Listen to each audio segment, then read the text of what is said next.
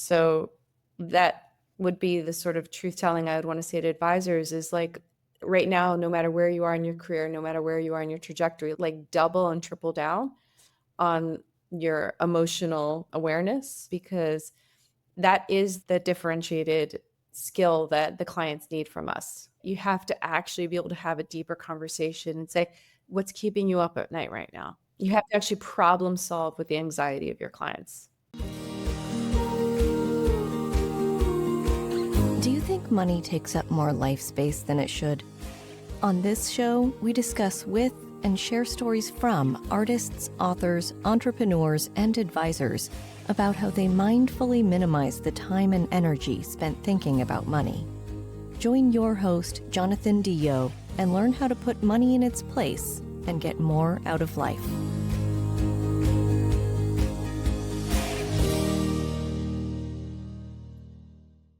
Hey, welcome back. On this episode of the Mindful Money Podcast, I'm chatting with Sylvia Solit. Sylvia is very interesting because she's this great combination, a CFA charterholder, which is rare by itself, chief investment officer with expertise in early stage investing, litigation funding, and some things that are sort of edgy in the investment world. So investment expert kind of fits. And the reason I wanted to have her on the podcast, she's also an indigenously trained shaman with 30 years of experience. She's the first person I've ever heard of to hold the twin titles, chief investment officer and shaman. She's part of a growing force, rewriting the rules of wealth, legacy, and leadership by connecting consciousness to capital. Sylvia, welcome to the Mindful Money Podcast. Jonathan, thank you for having me. I'm excited for the conversation. Where do you call home? Let the audience know where you're dialing in from. Today I'm in Miami, but I go in between Miami and Boston.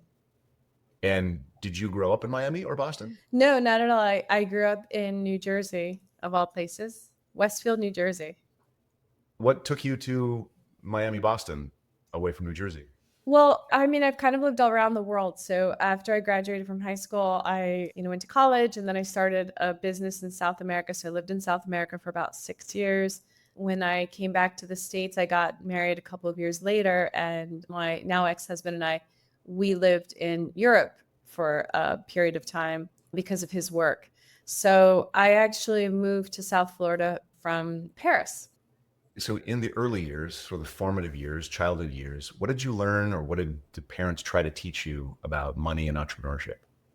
Well, my father is an immigrant from Iran and came to the US, quintessential story, $200 in his pocket. I think the money was from my grandfather selling some canaries that he had been breeding in Iran. And my father was the first person in his family to leave Iran. And my family is also Jewish. So my dad was a complete fish out of water in American culture. And I think that he primarily taught me what I would call immigrant values. So they're the values of just tenacity, hard work, humility. I didn't really ever have any conversations with my dad around money or investing or entrepreneurship or anything like that. My mom, on the other hand, she sacrificed a lot of her career to raise us. And when my parents got divorced, I really saw that created a lot of financial fragility for her. So I don't think I was taught necessarily like empowering or constructive messages when I was young, but it definitely registered for me that women can be quite vulnerable when they're not financially prepared for something as disruptive as a divorce. I'm wondering if, though the lessons may not have been, that's a huge lesson, but just a basic money lesson, not necessarily taught, but learned, gleaned from the immigrant values, gleaned from just the watching your parents operate in the world when you were young. Any lessons come out of that? That work is important. So it's like, that shouldn't be such a revolutionary message, but I feel like it kind of is in this day and age. Maybe that makes me old, but which makes me very old. like, I would say that like I was really always taught not that work was this kind of burden that we had to rise above or escape from, or that you should try to figure out a life where you weren't working or you're working as little as possible. Like I was really shown that work is a sort of holy and sacred responsibility, and in some ways that we're on this planet to work. We're on this planet to contribute. One of the number one questions I get from young women is, "Oh, like, can you tell me like one of the secrets of creating abundance? And my first question is always like, well, do you like to work? Like, just like you should start there. Like you should maybe heal your relationship to work itself. I love that idea. I mean, so many people just want this whole the FIRE movement, finish independent, retire early. I don't get it. Like I keep asking people, retire then what? Like, I mean, do you sit on a porch? it's great if that means finish what you don't like doing early and then retire into what you really want to do. I mean, I'm into that. Maybe I'm strangely conservative for having that viewpoint, but I can't imagine life without work. I feel deeply connected Yeah. to work in And my life. meaningful work. I think that's the goal, is that having meaningful work that sort of has an impact. Tell us about your career path. Like, how did you end up with these two completely different areas of expertise? My first passion from a really young age when I was a teenager was this question of awakening. I just had a very early, it's like being caught with a really like early childhood disease. And so I had like a very strong desire around this particular question, what is awakening? And I would read a lot of narratives and stories around awakening, which at the time, I used to like in the 90s, were what you would think of as a awakening narrative, like, you know, the Jesus narrative or the Buddha narrative, where you have a spiritual question and then you go to the desert and you isolate yourself and then you come back enlightened, and from that enlightenment experience you become a guru or a teacher, but that guru or teacher is then kind of removed from everyday life. I would read a lot of narratives, but all the narratives I read were of that ilk. So to me it sounded like enlightenment might be a fairy tale. It didn't sound like something that could happen to an ordinary girl from New Jersey. Hmm. So that question is awakening real? And if it's real, can I experience it? Drove everything that I called my work in my 20s. So after I graduated, I moved to South America to start a school with two other people. It was a school of healing arts. It's called the Oasis Institute. It still exists today. It was almost like a kind of sister school to Esalen Institute in California. So we were bringing different modalities that really didn't exist in Argentina at the time and teaching them in a school. That exposure meant that I was being trained by all kinds of amazing body workers and healers and therapists as an ongoing part of just building the school. So in my 20s, I got a lot of training as a facilitator, and I was a teacher, and my whole life was really kind of dedicated to this question of awakening. And I would say in many ways I was already a fairly decent healer. That was my profession, was to be a healer. When I sold my part of the school in my late 20s, that inflection point, I thought, I moved back to the States and I thought my career would continue down this sort of healing path. I thought I would either study clinical psychology or I would become ordained as a minister or something that was going to continue to be sort of spiritual and healing.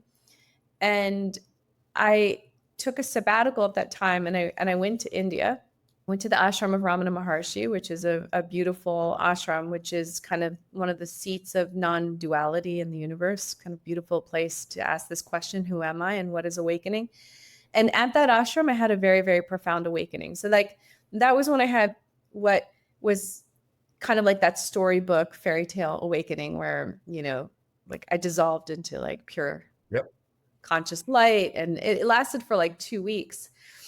And it was sort of what I had been looking for all throughout my 20s. And it gave me a lot of the answers to these spiritual questions, like what is awakening? Awakening is knowing that you're not separate from the divine.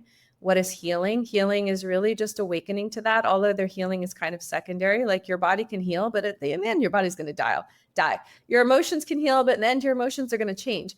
The only thing that's actually healing is knowing who you truly are. How old were you when you started asking these questions?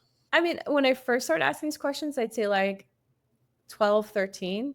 That's really, Really, I want to do too early. a little bit too early. It's probably a little too early. Yeah. Like I said, I had some temper tantrums in my late teens because I was really angry that I was a spiritual person. Were you raised spiritual at all? I mean, or was it Jewish faith in a synagogue kind of a scenario? I was raised in a like in a moderately like kind of religious household, not in any kind of onerous way, not like hit you on the head with faith, but definitely in an environment where there was a reverence and respect for God. But I was really left to my own devices to decide for myself what that was going to look like in my life and what that meant for me. So I had a lot of, I'd consider it like spiritual freedom in my home life. So I don't really know, like I could have just been born oriented that way. Maybe like my soul on some level was just born like that. But it wasn't something that I really wanted. And that's the thing, is like, it's not like I had some idealized image in my head of wanting to be a spiritual person or wanting to be a guru or wanting to be a teacher. It was really truly the opposite. Like, I was actually kind of mad about it in the beginning because I wanted a normal life. I was like, I felt contaminated for life, which actually is true. I have been contaminated for life. I still haven't been able to escape awakening as the purpose of my human lifetime. I think you're awake to the purpose. I think most people, and I don't want to disrespect anybody, but I have the same kind of general experience. Like it's all interest. This is all interesting, but this is all not the point. Wow. Like the point is for me to sit and understand how this works and how this fits in with all the other stuff that's out there. It's not to make money. It's not to have things. It's not even so much about relationships, though that's very comforting. It feels good, but I have a small men's group. There's 4 of us. We meet every month, and sometimes we micro, and we have these conversations about, what's this about? And I sat in a friend's living room the summer after my freshman year of college, came back disappointed with my business studies, disappointed, and just started asking these questions. So not quite as young as you, but I've never escaped them as well. And the idea of being infected by the question that has repeated in my head, this is a painful path, it's a difficult path, but we've earned this path, I think, karmically. Oh, so you've caught the same virus. Yeah. And you can't get rid of it. You can't get rid of it. Like, you can. I have met people who have gotten rid of it, but there's a cost to getting rid of it. Right. And that cost will involve some suffering. And so. Well, doesn't it all? I think that's a different kind of suffering. I think that's harder. I think I think it's a worse kind of suffering, to deny freedom, to deny truth. I'm curious. So you read all these stories of people who awakened, and I'm assuming you read the Buddhist story. This isn't great. He goes out into the world and sees suffering and sees illness, sees aging and sees dying for the first time, says, "Oh, I got to escape this." And I'm curious why that didn't translate into, I think I can do this. Why did you still think it was impossible for you to do it as a girl from New Jersey? Well, I mean, there's not exactly like a story of like a family in those. When I had that really, really deep awakening in India, the first 2 weeks of that awakening, I thought that was going to be what my life would look like. So forever. Yeah. I was writing the letter to my parents, sorry, but I'm a child of light now. Yeah. Like, I'm not coming back. Like, you can, I had some money from selling the business, and you can live in India for like no money, especially back then. Yeah. It's like, I'm good. Yeah. Like, and I was done. I was like done. But that's where I think, this inflection point that really is interesting to me is that would have probably have been my story if it was 1945 and I had made a pilgrimage to India. Right. I would probably, be in India right now, living near a temple and living a very simple, sattvic life. So, but the times are changing, and that became very clear to me because I really started to receive what I can only call sort of divine downloads as that experience integrated itself into my being, and I became kind of more normalized again. That's when it really started to kind of crash back onto me, where sort of like, there's 2 things. One was like, you still have karma to complete. And you don't get to escape your karma in this lifetime. And part of that karma is going to involve marriage and children. And you need to get gritty with life. Like, you've got some karma to complete. And the other part of the download in the message was, and you should really learn to work with money, which seemed very, to me, completely like totally implausible. But it was very clear that for some reason that was part of my destiny and that I needed to move towards it. So I returned from India unknowingly with an entire head full of lice. The worst lice infection in the entire universe, which I was so deep into like, ashram land that, I didn't even realize it until I was on a Lufthansa plane back home. So my apologies to anyone who was on that flight with me. But I came back and I dove in. Yeah.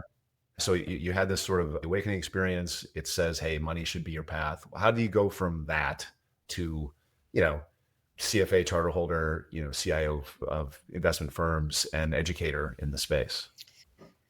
Somebody made an introduction to a managing director at Bank of America, and they had a program at the time which was called Pathways. And Pathways took people with entrepreneurial backgrounds and trained them to become financial advisors. And so that was my first training. It was great. Like they put me in North Carolina for, a few months and trained me, and I got all of my, Series 7 and all those licenses. But that's how I started. And I really, really loved that first job because, I was just like sitting in a bank branch, having the bankers come to me and saying, oh, look, so-and-so, sitting on a lot of cash right now. Would you like to have a conversation? And it was a wonderful time in my life. Like at the time, I didn't realize how beautiful it was to be able to help people in such a simple way. I was like literally like cold calling and just like closing investment clients. And it was a great start. But it did have a lot of sales involved with it. And I just had an intuition that if I really wanted to do this work kind of at the deepest level, that it would be good if I could remove all incentivizations connected to sales, which would mean that I needed to become skilled beyond that point, which is then what propelled me to complete my CFA charter and eventually move to working in family offices. So do you bring the spiritual side, this awakening experience into your client work, or I'm imagining the Venn diagrams of people are completely separate, but I imagine there's overlap, and I'm wondering how you manage that overlap. There's overlap. It's taken me a really long, long time and lots of mistakes, lots of humility, lots of wrong turns to begin to identify where that sweet spot is. But I believe that, today we're in such an interesting moment in history, especially in financial management, because of things like AI becoming so competent right underneath our feet. So for me, what that means is two things. One, it means that the role of the advisor is going to change significantly because there's going to be tremendous efficiency and automation in terms of investing. And then the second is that we as a human race can begin to outsource more of our mental activity as AI becomes more competent, which means that it increases our bandwidth for what I would call consciousness. I think that people who have means and have capital and know that that capital requires stewardship are going to become more sophisticated. They're going to understand that the role of the advisor of the past has changed. They're not going to really fall for the story anymore of like, well, I can outperform this person. I mean, it's sort of like, I hope you're right. People will figure it out. People are not stupid. So if you don't need the advisor to outperform the other advisor, and so much of this can now become automated and sit on platforms like Schwab for a fraction of the cost of what it used to cost, well, what lies ahead for people in our position is this Venn diagram where the two intersect. And so for me, it's like, well, what does it look like to bring consciousness to capital? That sweet spot is real. I think that you're going to find people who want to begin to have partnerships that are about conscious stewardship when it comes to their money. And what conscious stewardship looks like, we can talk about more about that, but I think it's where the industry is headed. I just might be a little bit on the early side with it. I'm assuming, and I'm hoping it's not just the idea of investing responsibly. No. Right? It's not just ESG. I hate that stuff. Okay, good. Perfect. I actually came out. I did this arc of 10 podcasts about why I love owning shares in businesses. And the last podcast was about how I don't like ESG. And I got so much feedback from that one. Anyway, so it is like me a little bit tongue in cheek. I hate that stuff. I'm not going to say I hate that. I think it leaves something on the table, of course, which is better if we ourselves become responsible for it, as opposed to outsourcing it to metrics that somebody else decided. So I'm interested in people's personal ethical compass. And if we change our own personal ethical compasses and everyone else works on their own, it actually affects the other.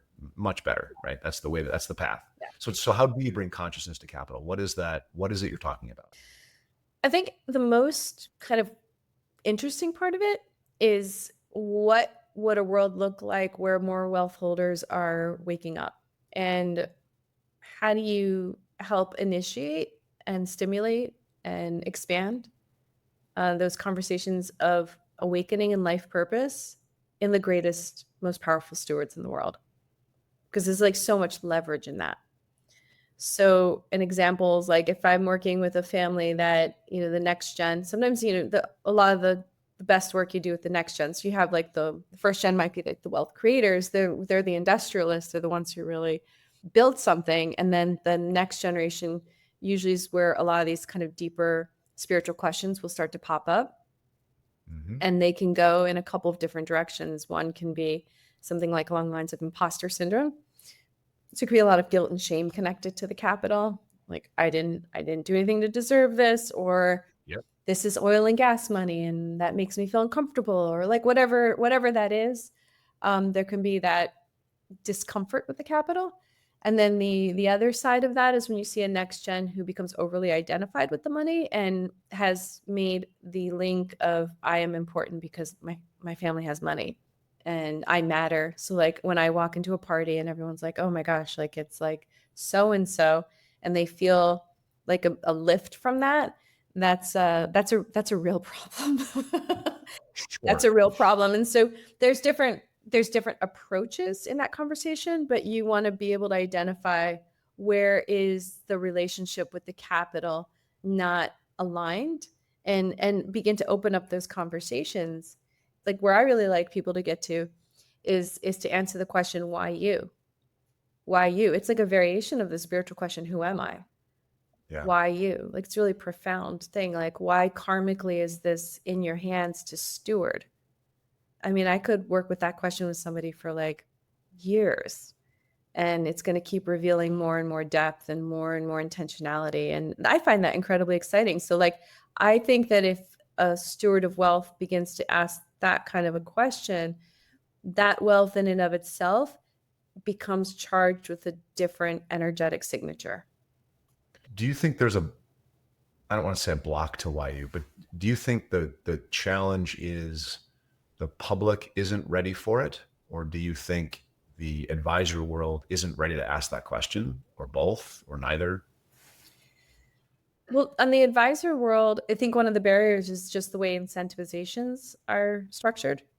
And what we are incentivized to do as advisors is not this. So I do think there's this legacy where we get paid directly to manage money. That's how we're paid. And I still think great advisors do this, right? Yes. This is not why they're paid Yes. or what they're paid for, but they are attracting clients because that's how they operate in the world. That's how I've attracted clients. That's and they pay me the way, the traditional way that advisors get paid, but you still operate in a certain way. And I agree that should be different, but it's not right now. Yeah, you may have more bandwidth and capacity to do that because you have a really mature book of business, for example. Yep.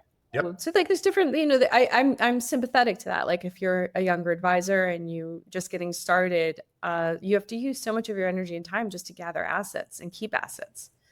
Yep. So I think part of it is just the way the industry is incentivized, which I think will change because again, if there's going to be like tremendous fee compression, like if everyone's getting squeezed down to 8 basis points, because that's what Schwab can do Schwab total market for right now.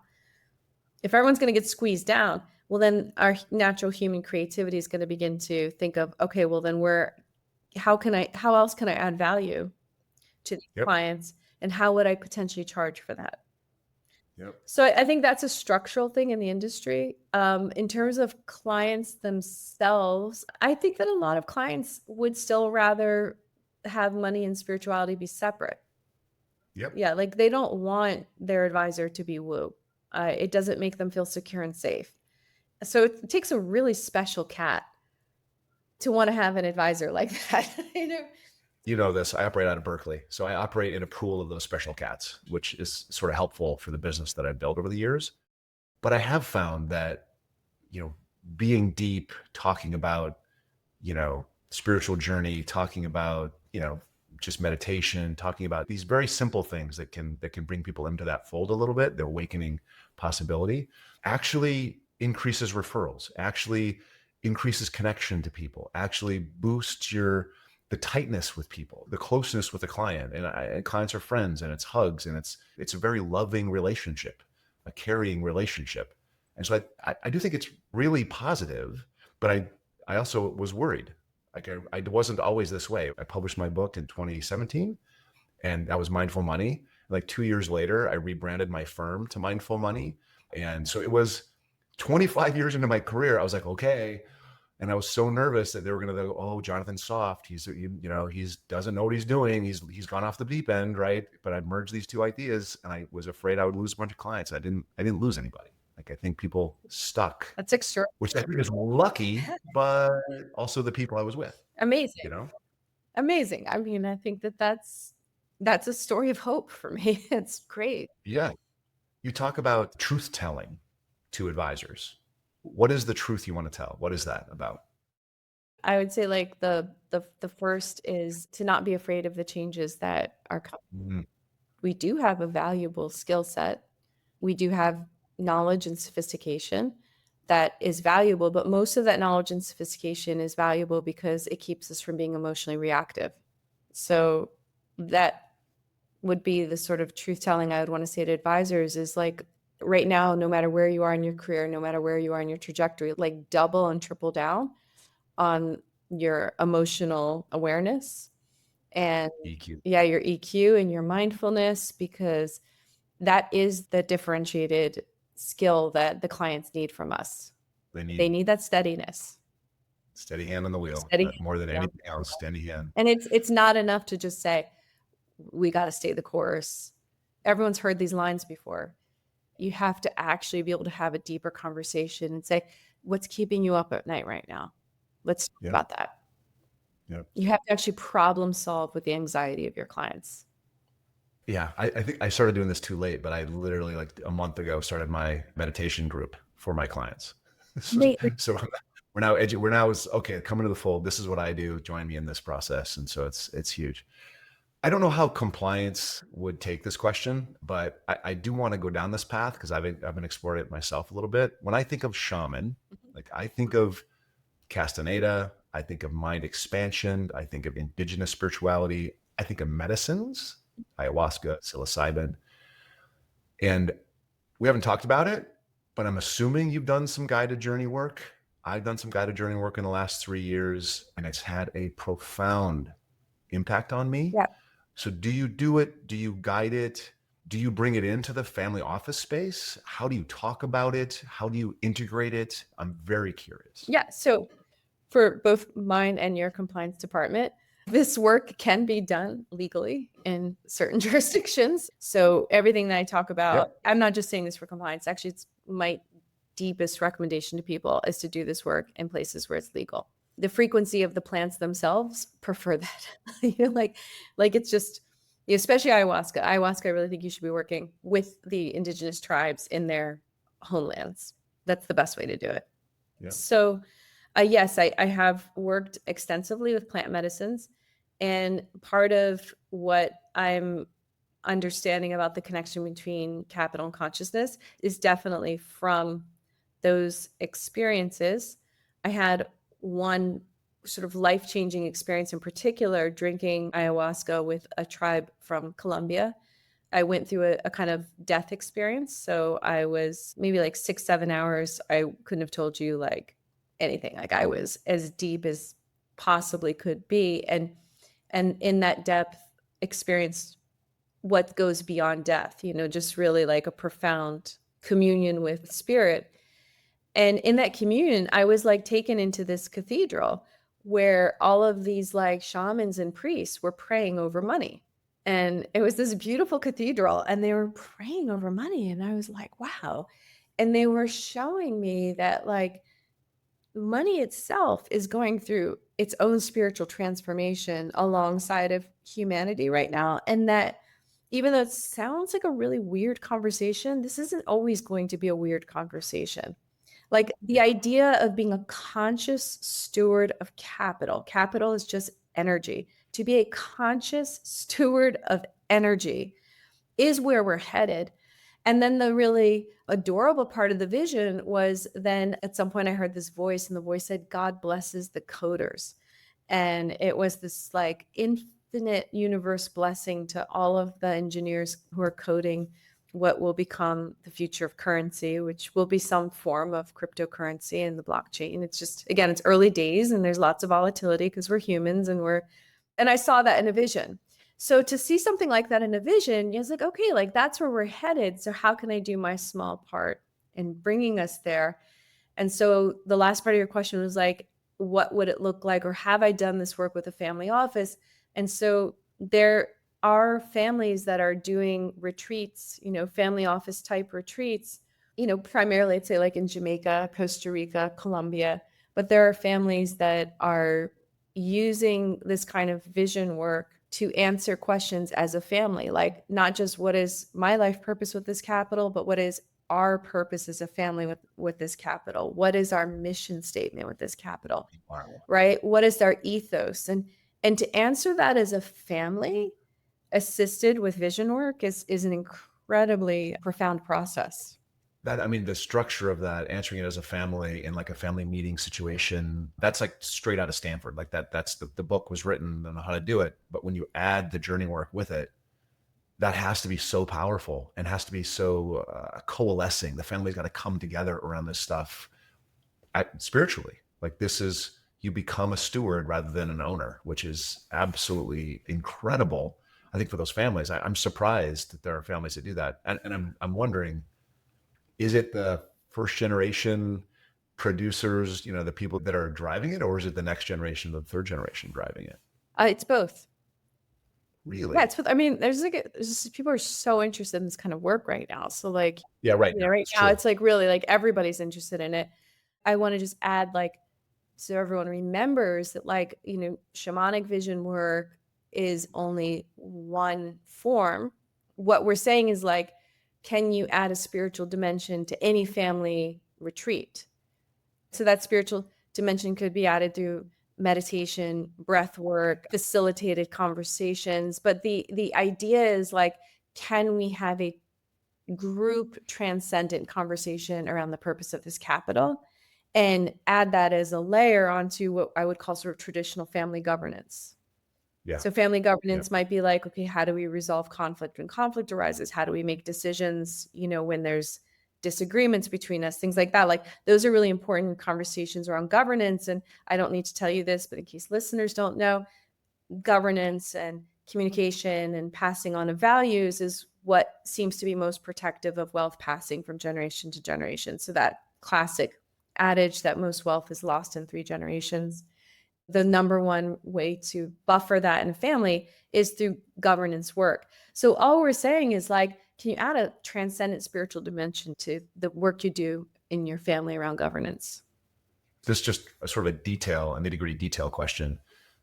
Talking about managing capital with consciousness, sort of with intuition, how do you separate the intuitive piece from very normal greed and like fear biases that bubble up? How do you separate those two internal processes to identify which is a good, solid, core quality intuition versus a cultural responsive, fear, greed response?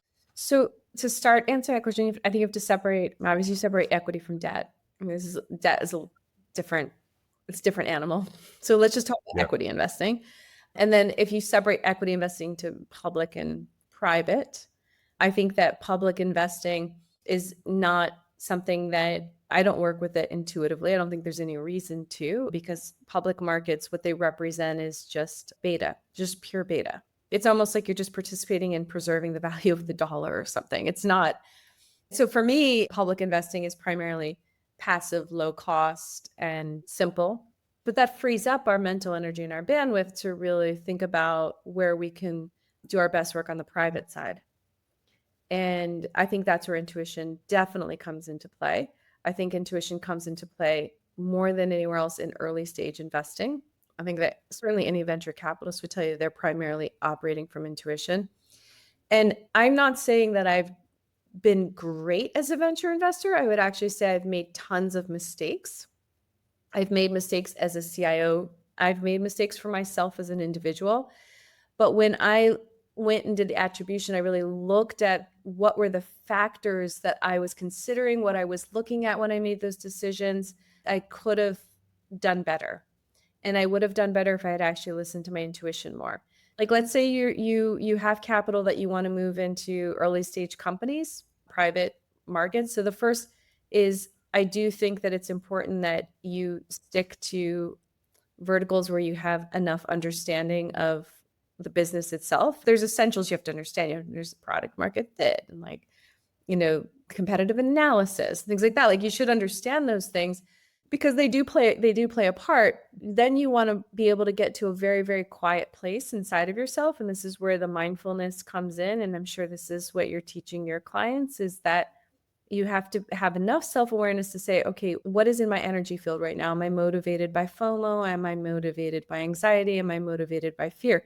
Is my state of consciousness too busy right now? Am I overwhelmed? Am I making this decision quickly? And what would it look like if you made every single investment decision from a completely mindful, peaceful place where your breath was regulated, your nervous system was regulated, and you pulled the trigger on that from your most conscious place? Even if you didn't have better performance results, you're probably going to feel better about yourself when something fails. Yeah. Path matters. It's not just the outcomes. Yeah. Yeah. I ask every guest this question. I want to ask you to simplify this process for us. So if you're talking with just a run of the mill, as if this exists, entrepreneur who has all the stresses of an entrepreneur, but who hasn't really put their business into the context of their lives. Business, work, and then is separate from spirit, is separate from everything. What is one thing that they can focus on to sort of integrate their lives better? Yeah, I think it depends on the inclination of the person, but I really like to use prayer as a tool to bridge universes together. It's kind of like the forgotten stepchild of spirituality or something. Like, who prays? Like, actually, prayer is kind of a beautiful thing because our language really lets the universe know what our intentions are and what we want from life. Language is such an important tool. And so prayer is when we're starting to put things into language that maybe have been unconscious inside of us. And so if you don't know how to bring together these worlds, I think it's really beautiful to start with a prayer that asks to be shown how to do that. Like the prayer, like, show me the way, or it's my intention to live a more integrated life. And I don't know how to do that, but I'd really like to be shown. Or it's my intent, the business I'm building right now has got some disruptive, toxic elements to it that hurt the earth. And I don't know how to fix that. I need help? Can I please bring me the guidance? Because again, it's so individual. On a mechanistic level is going to help people to do that is so different. But I definitely lean on prayer in my own life when I'm feeling adrift with my own business ventures. So I'm assuming the vast majority of people that hear that will say, like, I don't know how to pray. So do you have a basic prayer structure that you would recommend? Yeah, there's some super important, I think, guidelines around prayer. So the first is prayer doesn't really work super well if you're pleading or if you're in a kind of victim state of consciousness. That's just complaining. Out loud? It's complaining To out a loud. higher. You can complain out loud, but complaining out loud, usually just brings more things to complain about. I think that humility and sincerity, to the extent that you can cultivate that inside yourself, it's so hard for people to actually be sincere, which is interesting to me because sincerity, I think, is the number one ingredient of why people transform. But a lot of times people are kind of like mouthing things, but they don't really, really, really, truly, they're not really behind what they're mouthing. So you want to be super sincere in your prayer. So that means don't say anything that you don't actually mean. I feel like then beyond that, once you know that you're in a sincere sort of frame of mind, there's two elements of every prayer that I think are important. One is some gratitude. Gratitude is a very, very high frequency. It's potentially even a higher frequency than love itself. So putting some gratitude into it is like adding some fuel or some octane to the prayer.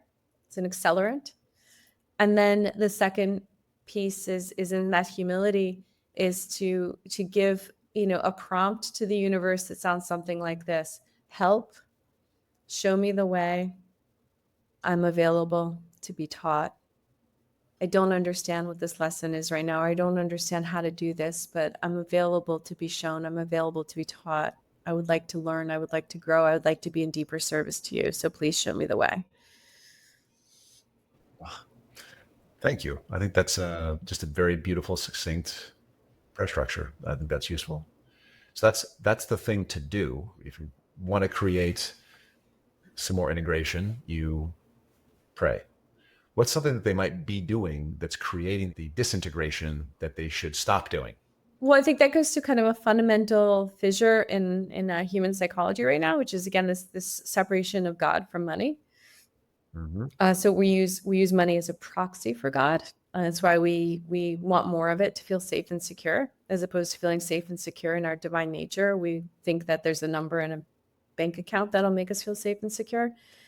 So be honest about where that divide is in yourself, and be willing to put it on the altar.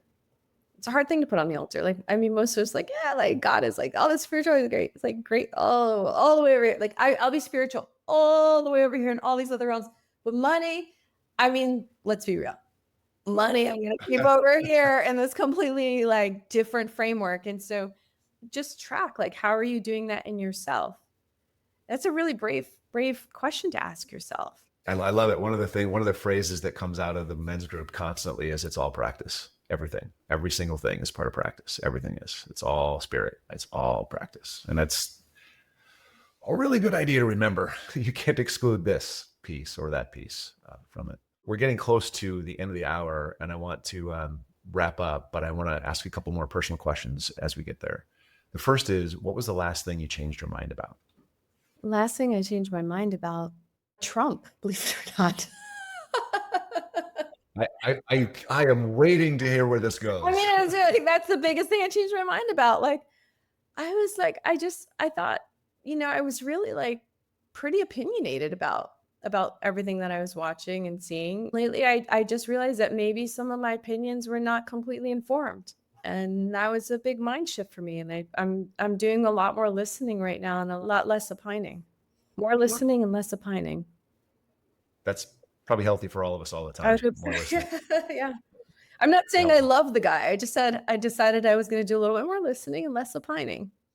Yeah, I'm not going to go any deeper into that. So is there anything people don't know about you that you really want them to know? I'm going to be brave and publish a book in about a year. You've already done that journey, so congratulations on doing it. I think it's kind of a vulnerable folly to write a book in this day and age, because nobody even reads books anymore, and our attention is divided in 1,000 pieces. So if you want to learn more about that book, and it's when it comes out, you can just go to thesylvia.com.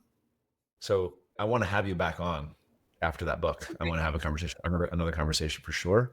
I have a 5th book. I have 2 books out. I'm working on the next one. I've got a group, but the big one is mindful wealth, and wealth in culture, wealth in society, wealth in psychology, wealth, and how does it fit? And our conversation is very informative for what I hope that book will be. It's my, what do you call it, magnum opus. It's the last thing that I'm going to write, and it's the hardest and scariest. Wow, congratulations. It's beautiful. Well, I haven't written anything yet, so it's now just an inkling of what I need. Seed is there. Yeah, the seed is there for sure. So I want to have you back on. How do people find you? Where do they connect with you online? You can just go to thesylvia.com. That's it. Awesome. Sylvia with a Y. Sylvia, thank you so much for coming on. I love the conversation, and I look forward to more of them. Thank you. Your clients are lucky to have you. Thanks for listening. Full show notes for each episode, which includes a summary, key takeaways, quotes, and any resources mentioned, are available at mindful.money. Be sure to follow and subscribe wherever you listen to your favorite podcasts. And if you're enjoying the content and getting value from these episodes, please leave us a rating and review at ratethispodcast.com/mindfulmoney. We'll be sure to read those out on future episodes.